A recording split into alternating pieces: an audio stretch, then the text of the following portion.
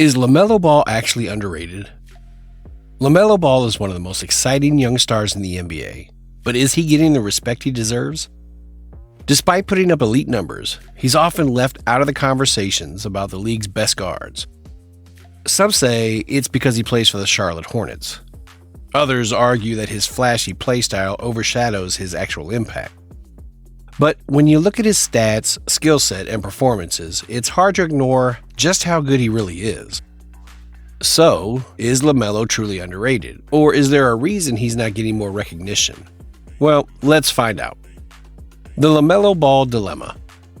You see, LaMello Ball entered the NBA in 2020 as one of the most talked about prospects in recent history. Coming from an unconventional path, playing overseas in Lithuania and Australia instead of the traditional college route, there were doubts about how his game would translate to the league. Some saw him as an elite player with superstar potential, while others viewed him as a flashy highlight machine who lacked discipline. By the time the Charlotte Hornets selected him with the third overall pick, one thing was certain: LaMelo wasn't just another prospect, he was a spectacle. The debate over LaMelo's game started long before he even played an NBA minute. His high school highlights showed a player with ridiculous confidence, pulling up from half court and throwing no-look passes like it was nothing. Some scouts loved his creativity and vision, while others thought he was reckless, inefficient, and more style than substance.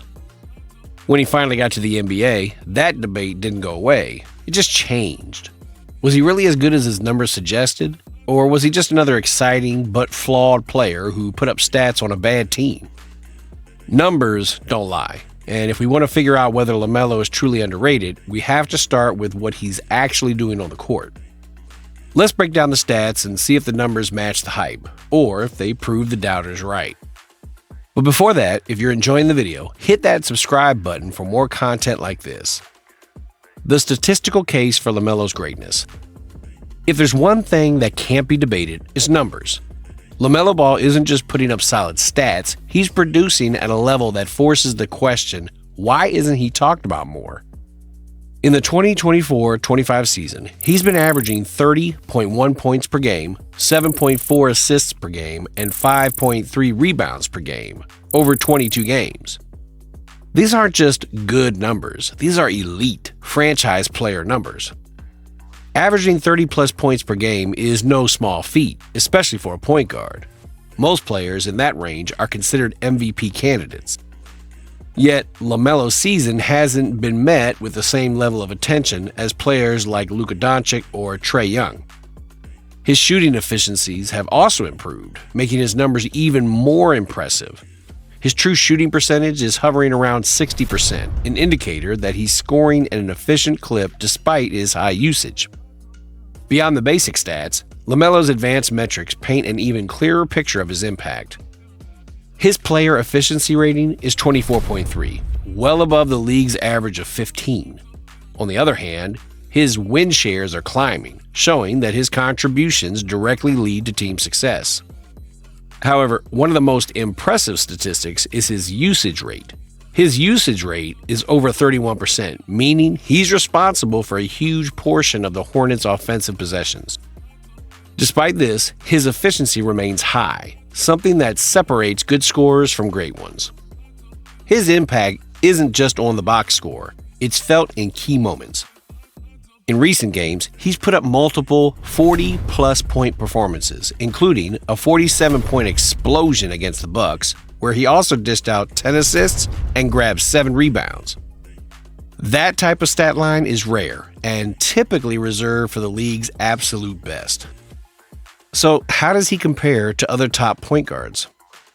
If we stack him up against Tyrese Halliburton, who had a 25.2 point per game, 10.3 assists per game, and 4.5 rebound per game, or Trae Young, who had a 26.8 point per game, 9.1 assists per game, and 3.8 rebound per game, LaMelo's numbers are just as strong, if not better. He's outscoring both of them while maintaining similar playmaking abilities. The difference is that Halliburton plays on a stronger Pacers team, and Trae Young has already built a reputation as a superstar. LaMelo, playing in a smaller market with fewer nationally televised games, simply isn't just getting the same attention. Stats tell one story, but numbers don't always capture everything. Some players pass the eye test even more than the numbers suggest. So, does LaMelo's game look as good as his stats? Let's break down his skill set and see if he's more than just numbers on a page. The eye test. Watching LaMello Ball play is different from just looking at his numbers. His stats are impressive, but his actual style of play is what makes him special. He doesn't just put up points, he dictates the flow of the game in a way that very few point guards can. His passing vision is elite, and his no-look passes are only getting better. He sees plays before they develop, threading passes into tight windows that most guards wouldn't even attempt. Whether it's a perfectly timed alley-oop or a laser cross-court pass to a shooter in the corner, he has the ability to create offense out of nothing. But it's not just his passing, it's how he manipulates defenses. He uses his 6-foot, 7-inch frame to see over defenders, making it nearly impossible to trap him.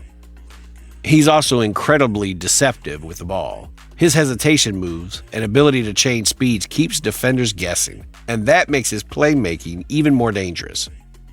This guy threw LeBron on the floor, scored, and actually got away with it. 12-0 Laker run. LaMelo, boy, he's just trying to bully his way in, and he throws it. After LeBron had a taste of LaMelo's game, these were his words. Threes, he has a 3-tier already, and he's going to only get better. Every game is a learning experience for him. He's going to get better and better, as the season goes on, as his career goes on, and so on and so on. So, on defense, LaMelo doesn't get much credit, but he's not nearly as bad as people assume. His length and quick hands make him a threat in passing lanes, and he's consistently among the league's leaders in deflections and steals. He's not a lockdown defender, but he's far from a liability. A lot of the criticism about his defense comes from his tendency to gamble for steals, but that's part of what makes him disruptive. When he plays disciplined, he's capable of holding his own against most guards. His defense IQ is improving, and while he's not an elite defender yet, he's not someone teams can easily exploit either. What really sets LaMelo apart is his ability to take over games. He's had multiple clutch performances this season, including a fourth-quarter takeover against the Bucks where he scored 17 points in the final 6 minutes to seal the win. He has the confidence to hit big shots and the vision to make the right play when it matters. Some players shrink in big moments. LaMelo thrives in them. So if LaMelo has the stats, the skill set, and the ability to take over games, why isn't he talked about like other stars? Maybe it's not just about him. Maybe it's about the team around him. Are the Hornets actually holding him back? The Hornets factor. No matter how talented a player is, winning matters. And right now, LaMelo Ball is stuck on a Charlotte Hornets team that hasn't been close to contending since he was drafted. That's not his fault. He's doing everything he can, but in the NBA, players on losing teams get overlooked. A lack of playoff appearances means fewer nationally televised games, fewer opportunities to prove himself under pressure, and ultimately, less respect from fans and analysts. The narrative becomes, he's putting up great numbers, but does it really matter? Small market teams always face this problem. The Hornets don't get the same level of media attention as teams like the Lakers, Knicks, or Warriors, no matter how well their players perform. It's not just about winning. Charlotte could be a solid playoff team, and LaMelo still wouldn't get the same recognition as a player in a major market. The media naturally gravitates toward bigger brands. That's why Julius Randle and Jalen Brunson in New York get more coverage than LaMelo, even when his numbers are just as good, if not better. Would things be different if LaMelo played on a contending team? Absolutely. If you drop him onto a team like the Miami Heat, the Milwaukee Bucks, or even a mid-tier playoff team like the Kings, he'd be seen in a completely different light. Suddenly, he'd be in primetime games, playing in meaningful moments and showing what he can do when the stakes are high. That's exactly what happened with players like Devin Booker and Donovan Mitchell. Before their teams became competitive, they were seen as good stats, bad team guys. As soon as they got into the playoffs, the conversation changed.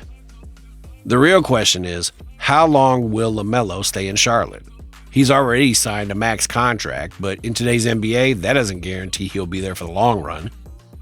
If the Hornets don't build a better team around him soon, it's only a matter of time before the trade rumors start.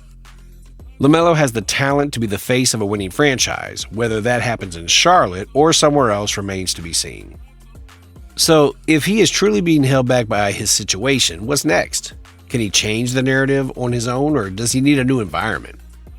LaMelo Ball's future. Undeniably, LaMelo has all the talent to be considered one of the NBA's elite, but a few things need to go right for that to happen. The first and most important factor is staying healthy. Injuries have been a recurring issue for him, and every time he starts building momentum, a setback pulls him off the court, like in this game with Lakers. Ooh, this deep step back there, sees it go through and just right there. Oh, man. A full injury-free season would give him the chance to showcase his game on a consistent basis, which is something he hasn't been able to do for long stretches. If he plays 70-plus games and keeps putting up the same numbers, it'll be impossible to ignore him. Currently, most analysts can't keep quiet about him, and this is what Stephen A. had to say about him. LaMelo special. LaMelo special. And when I spoke to Michael Jordan about him months ago, Michael Jordan raved about his confidence, how he ain't scared of anything, how he's assertive and aggressive, and now he thinks he's going to... Another major question is whether he'll finish his contract in Charlotte or eventually request a trade.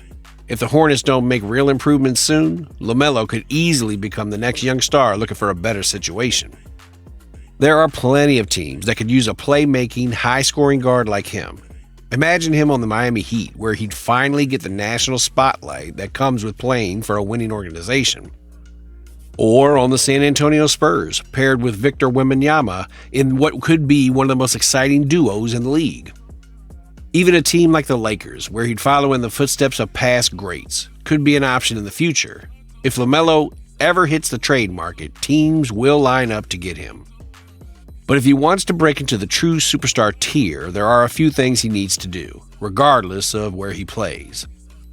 First, he needs to win. Whether that's by leading Charlotte to the playoffs or joining a better team, playoff success changes everything. Second, he needs to refine his defensive consistency. He has the tools to be better on that end, and if he commits to being a two-way player, he'll be even harder to overlook. And finally, he needs that signature moment, the kind of playoff performance that forces the NBA world to take notice.